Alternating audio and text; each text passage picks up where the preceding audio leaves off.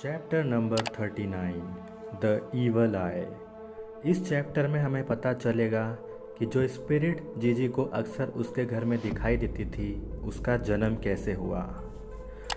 अचानक अपने घर की स्पिरिट को जीजी अपने और डेथ वर्म के बीच देख हैरान हो जाता है।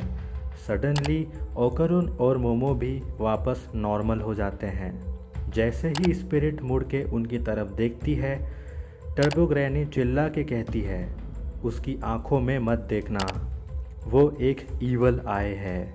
उसकी नज़रें लोगों को पागल कर देती है और वो सुसाइड कर लेते हैं।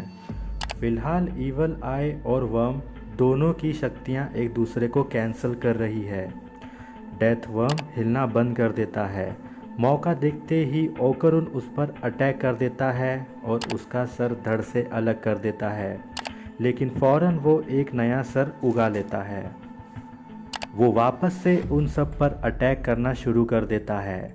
जीजी स्पिरिट से पूछता है कि क्या उसके पेरेंट्स की ये हालत उसकी वजह से नहीं बल्कि डेथ वर्म की वजह से हुई है। सडनली स्पिरिट उसे अजीब तरीके से गले लगा लेती है और अपनी आँखों से एक फ्लैशबैक दिखाती है। बहुत समय पहले उसी शहर में एक बच्चा काल कोठरी में बंद था। वो खिड़की से बाहर बच्चों को खेलता देख खुद से अंदर ही अंदर अपना मन बहला लिया करता था। एक दिन वो अपने आप को फटते हुए ज्वालामुखी के सामने बंधा हुआ पाता है। उसके पीछे गांव वाले हाथ जोड़ प्रार्थना कर रहे हैं। वो सोचता है कि वो तो बस बाकी बच्चों के साथ खेलना चाहता था।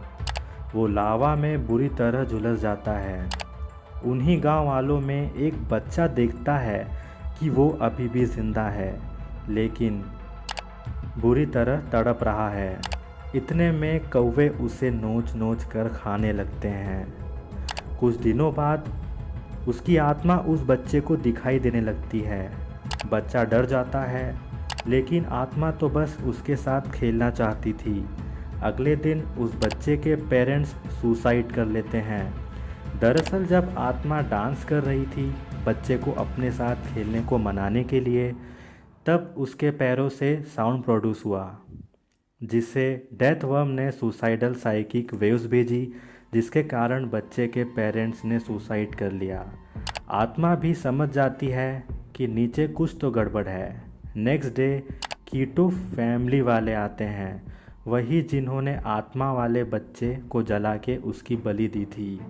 वो उस अकेले बच्चे को उस घर सहित उसकी भी बलि चढ़ाने का फ़ैसला लेते हैं। वो पूरे घर को बच्चे के साथ ही ज़मीन में गाड़ देते हैं। आत्मा उसे बचाने की कोशिश करती है, बट ऑल इन वेन। वो उस बच्चे में समा जाती है और कीटो फैमिली से, जिन्होंने उन दोनों को मौत के घाट उतारा था, बदला लेकर उन सब को ख़त्म करने का फ़ैसला करती है और कहती है, look over me, look at me. और ऐसे जन्म होता है ईवल आई का।